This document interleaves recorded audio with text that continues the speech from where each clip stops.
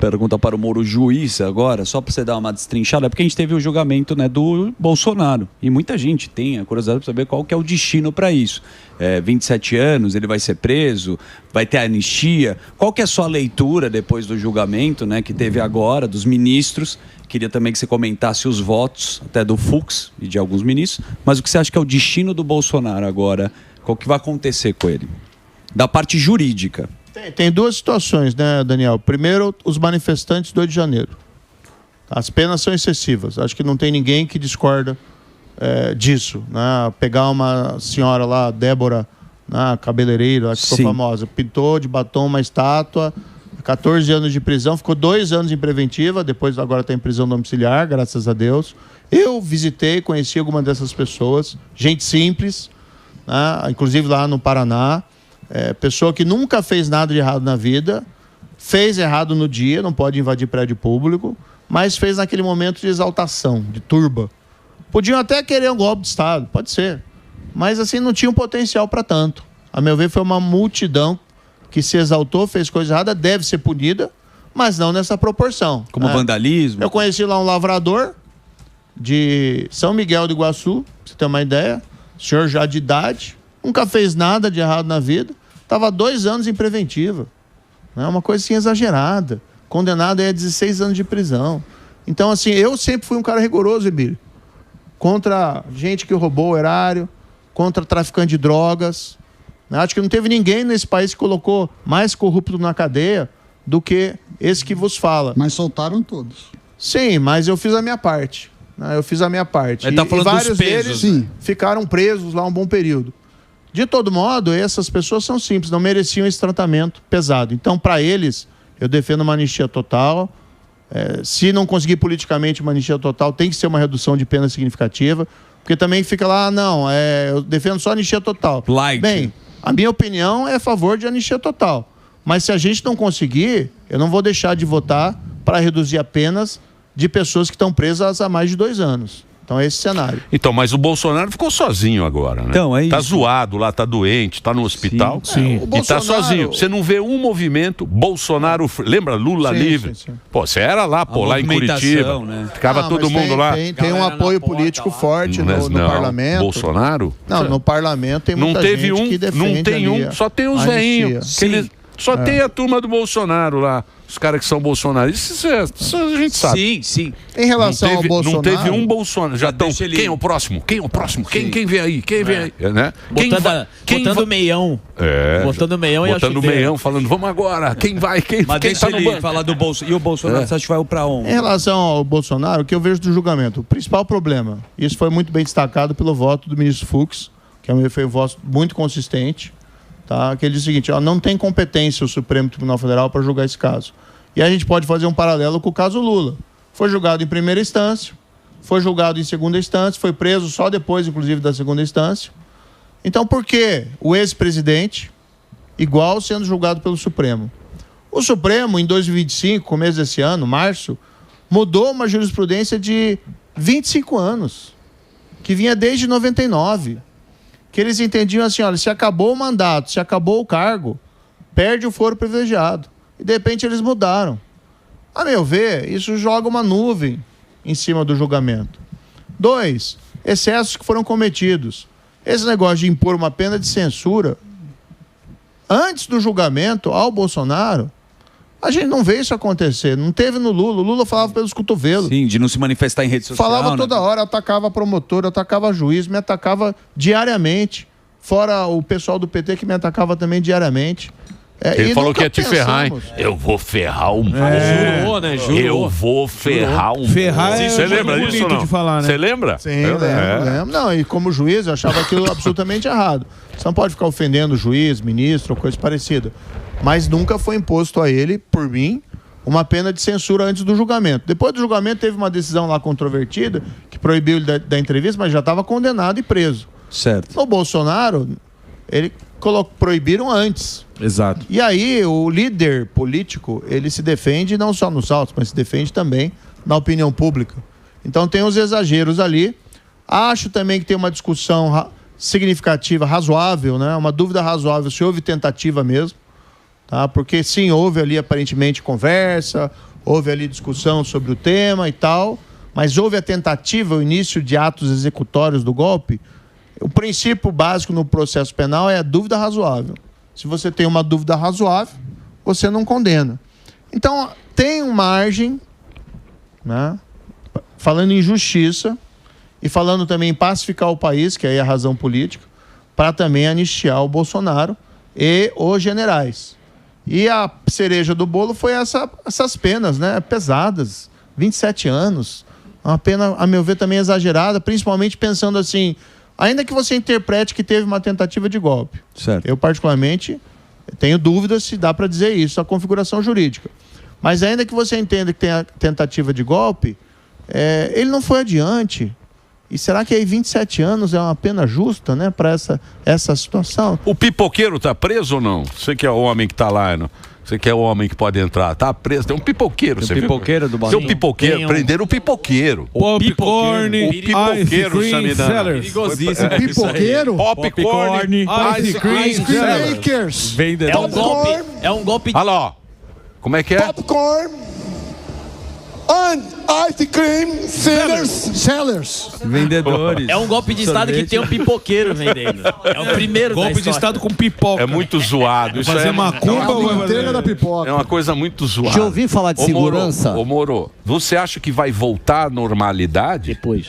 Ou nunca mais nós vamos ter a Nós normalidade? temos que trabalhar, né, para isso. Eu vejo o país nos últimos 10, 15 anos, nenhum roteirista de cinema conseguia fazer a história do país nesses últimos 15 anos. Exato. Ele ia falar, esse é um filme ruim, não vou acreditar no que está acontecendo. A gente vai ter que trabalhar, Emílio, mas eu acredito aí na força do nosso país. Ano que vem nós temos um ano eleitoral, temos uma oportunidade de virar essa página. Esse governo, ele é federal, ele é ruim não só por conta desse contexto de abuso que a gente vê, com esse descontrole da segurança pública, mas em vários outros aspectos. Eu estava ouvindo aqui o Sam falando sobre a questão da economia, né? Sim. A gente não sabe quando que o carro vai bater. Mas que o carro está indo na direção do muro, está indo na direção do muro. Taxa de juros já taxa de juros lá em cima, economia brejo. ruim. roubo. O país brigando com os Estados Unidos. Para brigar com os Estados Unidos, né? Qual que é o sentido disso? Aplaudindo lá o Vladimir Putin. São coisas assim tão absurdas. Boa. Né? Então a gente tem que mudar o rumo desse país. Acredito no país, mas vai dar trabalho. Eu vejo também essa história aí vi agora recentemente notícia, né? O pessoal do Ministério Público sem noção, falando contra aqui a Jovem Pan, né? De fechar numa manifestação. Cadê as liberdades fundamentais do nosso país? Senador, te ouvi falar de segurança, é maravilhoso. Voltando para esse caso, que aí o senhor vai entender do Dr. Rui, coincidência ou não, acontece um recado como esse, que eu entendo como recado, depois que a polícia avançou e muito nos pontos ali de lavagem de dinheiro do crime organizado, como nunca havia avançado. Esse tipo de recado, e quando o senhor diz que é preciso dar um respaldo, deixar os juízes e os policiais trabalharem, e a gente vai precisar muito daqui para frente. Como vocês podem garantir esse respaldo e o que deve ser feito para que o policial e para que o juiz possa trabalhar e prender quem tem que prender? Bem, uma das medidas, como eu disse, esse PL do 1307 que eu falei, da minha autoria, que está para votar na Câmara, é só botar no plenário e votar, é importante. Porque quando o policial, o promotor ou o juiz se aposenta, né, ele pode pensar assim, não oferece mais um risco para o crime organizado, o crime organizado vai esquecer ele. Não é isso. Ao contrário, ele fica mais vulnerável. Porque enquanto você é um policial da ativa, você está lá andando com seus colegas policiais, você tem a sua arma, você tem a sua proteção, né? O grupo, de certa maneira, se protege mas na caneta entre eles. Não tem esse respaldo, né? Sim, mas aí quando você se aposenta, você fica sozinho. Então uma das medidas é essa, deixar claro isso. Para quem está em situação de risco, em decorrência do trabalho, por ter enfrentado o crime organizado, essa escolta tem que ir até quando for necessário. Inativa. Na inativa também. Não, quando ele está na ativa. E a caneta, ele tem na esse ativa, respaldo? se for necessário, também tem que ter essa proteção. Tem que ter a previsão profissional. Mas na ativa, às vezes é um pouquinho, para o policial, como ele está no meio policial, é um pouco menos perigoso, vamos dizer assim. Mas mesmo assim, se tiver uma situação especial, tem que garantir essa proteção mesmo, nessas circunstâncias para ele poder fazer o trabalho dele. A gente tem que valorizar os policiais, tem que valorizar os promotores aí, como o Lincoln Gakia, que se coloca na linha de frente do crime organizado. Juízes, né, que muitas vezes colocam também a sua cara a tapa para proferir decisões difíceis contra o crime organizado. Tem que ter a proteção. É caro? É caro. Mas é mais caro você não ter ninguém disposto a enfrentar o crime organizado. E a gente tem que reagir na mesma proporção da força, sem bang-bang. Eu vou te dar um exemplo aqui que aconteceu lá quando eu era ministro da Justiça e Segurança Pública. O chefe do PCC estava lá no Presídio Federal em Brasília, o Marcola, surgiu uma suspeita de fuga, né, que teria uma tentativa cinematográfica de fuga, com metralhadora .50. O que a gente fez? Procuramos lá o presidente, Bolsonaro na época. Presidente, precisamos de uma GLO, Garantia de Lei e Ordem, Operação do Exército, nas redondezas do presídio. No dia seguinte tinha um tanque. Tanque não, né? O general Mourão vai me corrigir. Ele fala, não existe tanque, é carro de combate. Ah, mas então é o carro de combate com aquele canhão na frente. Viu, Morgado? Você não é na um frente do presídio. Carro de combate. Para coibir qualquer espécie de tentativa. E aí abriu uma licitação para blindar as torres do presídio para que aquele tipo de tentativa de fuga, nunca mais de resgate, não tivesse mais viabilidade. Então, o que a gente tem que fazer? Tem que se organizar para enfrentar o crime organizado. Porque senão, realmente, a gente perde essa batalha. Questão da lavagem de dinheiro. A gente viu agora, por essa operação, eu vi pela imprensa, que tem uma vulnerabilidade nas fintechs. Tem que apertar o cerco nas regras de prevenção à lavagem de dinheiro nas fintechs, para que não seja utilizado esse canal para lavar dinheiro. E tem que começar a confiscar o patrimônio dessas organizações usando a lei que a gente aprovou lá em 2019. Mas isso precisa de vontade política também, né? Você não viu? O Lewandowski falou que a culpa é do Bolsonaro. Ele falou que isso aí é do Bolsonaro, porque ele liberou a arma. O Bolsonaro liberou as armas, as CACs e tal, e não sei o quê. Aí entrou bastante arma. E tem muita gente que pensa assim. Fala, não, tá tendo muito crime, o crime organizado tá tomando conta porque liberou a arma. Você acha que é isso? O crime organizado é uma empresa. Pessoas se organizaram num formato empresarial para cometer crimes juntos, né? E fazem tráfico de drogas e se infiltram na esfera econômica, utilizam a força do vínculo associativo deles para obter negócios e vantagens em licitações e vão se infiltrando. Agora, é invencível? Não, a máfia lá em Nova York, na década de 80, que dizem que dominava a indústria de cimento, em Manhattan. Você imagina o que é a indústria de cimento em Manhattan? Controlava o porto. Caramba. A máfia foi desmantelada, a máfia italiana foi desmantelada na década de 80, com a prisão dos chefes, como Paulo Castellano, como John Gotti, porque criaram forças-tarefas. E era aquela lei, né? Aquela lei Rico, né? Que era a lei Rico que ia... Exatamente. Então dá para fazer. O governo fica com essa historinha porque ele não tem uma resposta para o crime organizado. Ele apresentou uma PEC da segurança pública que, na verdade, é uma cortina de fumaça. Porque tudo que tem na PEC já pode fazer. O que falta ao governo é começar a fazer. Mas precisa estar disposto também a endurecer a legislação. Veja que quando nós aprovamos lá no Congresso o fim da saidinha dos presos nos feriados, que era uma vergonha aquilo lá. Hoje teve saidinha. Semana acho que mais de 20. Vai ter, tem induto. É que a lei, aí tem uma questão constitucional. A lei não pode retroagir. Aí tá certo. Não tem como você aplicar de volta. Aí você pode falar, não, vamos abrir uma exceção. Não, ela se você pode abrir uma exceção, começa a ficar complicado. Pode em alguns casos. Alguns casos ela pode. Dá um migué. Mas aí é o que acontece. O governo não tem uma resposta, não tem medida. Veja que estão aí a quase final do governo discutindo uma lei antimáfia, que a gente ouve dentro do governo que está algo que seria interessante apresentar, mas não veio. Já são 3 anos, quase final do 3º ano do governo, e internamente tem divergência. Porque parte do governo acredita, Emílio, que o problema do crime é a sociedade, que o criminoso é uma vítima da sociedade, que ele é um coitadinho e que nós vamos resolver o problema criminal através de política social. É mentira. Política social é importante por si, ter boa educação, ter boa saúde, você eliminar a pobreza. Agora, o crime organizado é o crime empresa. E a grande maioria dos crimes no Brasil, assassinatos nas periferias, roubos de veículos, furto de celular, não existe mais nós não estamos mais na época do cachorro amarrado com linguiça. Nós estamos na época do crime organizado. Se a gente não enfrentar e entender que esse fenômeno é perigoso para o país, para a democracia e para as pessoas, nós vamos perder essa batalha. Então tem que começar a colocar a mão na massa. E parar de frescura. Né? Infelizmente, como eu disse, tem gente boa no governo? Tem. Mas a cabeça do governo é problemática. Não vê o crime como algo a ser enfrentado com o rigor necessário de lei e de organização. Mas a opinião pública, a população, já caiu a ficha da população. Tanto é que ela coloca, você, por exemplo, era um cara da Lava Jato. Sim. Fizeram boneco seu, colocaram você lá.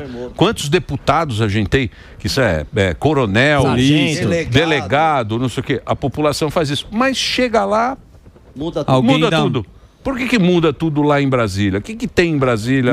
Eu nunca mudei, tá? Eu continuo defendendo as pautas que eu sempre defendi. Claro que a forma de atuação no senador é diferente do juiz, é diferente ali do ministro, né? Mas eu estou defendendo o que eu sempre defendi. Esses tempos, Emílio, vou dizer uma coisa que a gente conseguiu salvar lá o cerne da lei da ficha limpa. Tinha um projeto que alterava a lei da ficha limpa para reduzir os prazos de inelegibilidade. Como é que é hoje? O indivíduo é condenado criminalmente, ele tem que cumprir a pena e ele fica 8 anos inelegível. Isso. Aí o que veio lá de um projeto no Senado, né, que tinha sido aprovado na Câmara, dizia que os 8 anos contariam da condenação. Bem, se a pessoa for condenado, o criminoso for condenado a 10 anos, não serve para nada. Porque no dia seguinte que coloca o pé, depois de cumprir 10 anos, já pode se eleger. E aí você tem risco de ter Fernandinho Beiramar, Marcola, esses outros que foram condenados por corrupção, José Dirceu, Eduardo Cunha, tudo concorrendo a cargo público. O que a gente fez? A gente apresentou e conseguiu negociar, no bom sentido, uma emenda para alterar o texto, para preservar em relação a crimes graves. E pelo menos. Todos os crimes contra a administração pública, corrupção e peculato, a gente manteve para tráfico de drogas, a gente manteve para organização criminosa, para crimes hediondos, para esses o regime atual. Contamos lá com o apoio, né, do presidente do Senado, Davi Alcolumbre, que concordou com essa alteração, né, com essa modificação lá do texto da Câmara para preservar a essência da lei da ficha limpa. O problema é que a imprensa não divulga muito isso. É da Dani Cunha o projeto, né? A imprensa lá. Eu vou pôr na Globo lá para etc. Alexa, Globo News. Divulgaram muito isso. Mas foi uma vitória da sociedade. Foi muito bom. Foi uma vitória. Ele coloca na Globo News. Chateado. Vamos ver aqui. Olha lá, Sadi. Ganhamos da Sadi hoje. Olha lá, PEC da blindagem. Sérgio Moro. PEC da blindagem. Senadores veem quebra de palavra de Mota ao pautar urgência da anistia. De Sérgio Moro. Eu voto a favor da anistia. Voto a favor da anistia. Aproveitar que colocaram o Paulinho da Força. Como que você enxerga isso aí? Olha lá o Boni. O Boni, quando a gente ganha, ele ri, porque a Globo não deu moral. Ele lembra. Ele lembra da injustiça. Ele lembra da injustiça que a Globo não convidou na festa de 60 anos. Não convidou. O Moro foi na Globo, na festa. Ô, Moro. Pô, nem falamos de futuro, hein? Nem falou que ele quer pra nem falamos do... O Moro está em primeiro na pesquisa do Paraná. Governador. Governador. Espero que você volte aqui para a gente falar mais de... Sabe que eu tenho uma receita de sucesso para o governo do Paraná. Se eu realmente assumir, né, for brindado, for honrado com essa posição pelos meus conterrâneos paranaenses. É só fazer tudo ao contrário que o Lula faz. Você tem a receita de um bom governo lá no Paraná. É uma boa ideia. Essa é a estratégia. É uma estratégia boa. Né, se chegar lá mesmo, a gente vai deixar o Paraná o estado mais seguro do país. Vamos enfrentar de cara o crime organizado, né, com inteligência, com integração. Vamos para cima mesmo, que a gente não quer essa bagunça que a gente vê no país, ali no nosso estado, né? E vamos retomar lá a agenda anticorrupção no estado. Se você não consegue mudar o país por Brasília, vamos começar por baixo, vamos começar a dar passos ali menores, mas a gente quer fazer uma coisa diferente. E o receituário é esse, né? Faz exatamente o contrário que o Lula faz, que tem certeza que vai dar certo.